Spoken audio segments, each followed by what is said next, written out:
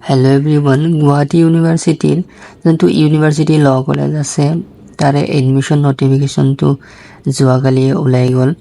এতিয়া আজিৰ এইটো ভিডিঅ'ত আমি ডিছকাশ্যন কৰিম এডমিশ্যন নটিফিকেশ্যনত ক'ত কি দিয়া আছে আৰু কেতিয়া কি হ'ব প্ৰচেছবোৰ 2025 আৰু 26 চনত যোনটো বেটছ হ'ব সেই বেটছৰ কাৰণে। এতিয়া 1 নম্বৰত দিয়া আছে BA LLB বা BA LLB অনাৰ্ছ যোনটো 5 ইয়াৰ ইণ্টিগ্ৰেটেড কোৰ্স হয় আৰু আপোনাৰ 2 নম্বৰ দিয়া আছে LLB যোনটো 3 ইয়াৰ কোৰ্স হয় আৰু ইয়াৰ online admission application form link সমত পৰ্টেলৰ যোগেদি হ'ব। তো সেইটো মোৰ পিছৰ ভিডিঅ'ত মই দেখাই দিম কমপ্লিট গাইডেন্সটো আৰু ইম্পৰ্টেণ্ট ডেটছ যোনবোৰ দিয়া আছে ডেটছবোৰ হ'ল অনলাইন এপ্লিকেশ্যন ছাবমিশ্যনটো অপেনিং যোৱাকালিৰ পৰা ষ্টাৰ্ট হৈ গৈছে আৰু লাষ্ট ডেট যোনটো হ'ব last date for online submission of the application form and payment of the application fee जो 16 जुलाई 2025 12টালৈকে আছে। তো 16 জুলাই টু হল BRM গভৰ্ণমেণ্ট ল কলেজৰ কাৰণেও একেই হয় লাষ্ট ডেট তোমাৰ 16 জুলাই আছে সেইটোতো আৰু যোনটো এডমিট কাৰ্ড হ'ব অনলাইন তো 18 জুলাই মান 5টা মানলৈকে ওলাই যাব যোনটো তোমালোকৰ ৰিছিল আৰু এন্ট্ৰেন্স এক্সামটো অফলাইন হ'ব আৰু যোনটো 23 জুলাই 2025 চন আৰু BRM গভৰ্ণমেণ্ট ল কলেজতো একে ডেট দিয়া আছে। এতিয়া কথাটো হ'ল যে গুৱাহাটী ইউনিভাৰ্চিটিতো 23 জুলাই আছে আৰু BRM গভৰ্ণমেণ্ট ল কলেজতো 23 জুলাই আছে। এতিয়া বহুতৰে প্ৰব্লেম হৈছে যে কোনটোত এপ্লাই কৰিব, দুটাতো একেলগে পৰীক্ষা দিব নোৱাৰে যিহেতু পৰীক্ষাটো অফলাইনহে হয়। এতিয়া পিছুৱাই যায় নে নাযায় এইটো একজেক্ট ক'ব নোৱাৰোঁ, আপোনালোকে সকলোৱে ৰিকুৱেষ্ট এটা কৰিব আৰু এতিয়া যদি আপোনালোকে চাই বোলে কোনটোত এপ্লাই কৰিম আপোনালোকৰ ফি তাৰপিছত ফাইনেন্সিয়েল কণ্ডিশ্যন এইবোৰ চাব, এইবোৰ চাই কিনে এটা ডিচিশ্যন ল'ব বা আপোনালোকৰ লোকেশ্যনটো চাব। যোনটো গুৱাহাটী ইউনিভাৰ্চিটি ল কলেজ আছে তাতে পঢ়িলে অলপ বেনিফিটো আছে কিন্তু তাৰে ফিজ ষ্ট্ৰাকচাৰটো অলপ বেছি হয় ইউনিভাৰ্চিটি ল কলেজত।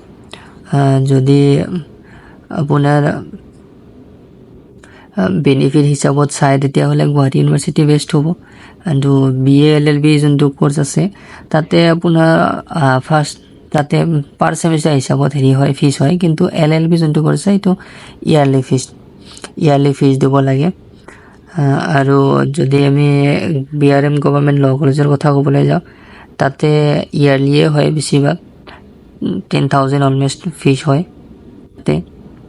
তো তাতে 10,000 ফিজ হয়। কিন্তু আৰু যদি আমি হোষ্টেলৰ কথা এতিয়া ডিছকাশ্যন কৰোঁ যোনটো হোষ্টেল ফেচিলিটি তাতে 10,000ত হৈ যাব ফিজটো, কিন্তু হোষ্টেল নাথাকে। কিন্তু ইউনিভাৰ্চিটি ল কলেজত আপোনালোকৰ হোষ্টেলটো আছে, সেই হিচাপে আপোনালোকৰ ইউনিভাৰ্চিটি ল কলেজটো অলপ বেনিফিটেড হয় আৰু লোকেশ্যনটো ভাল আৰু তাৰ পৰা এক্সট্ৰা বেনিফিট বহুতো পাব আপোনালোকে।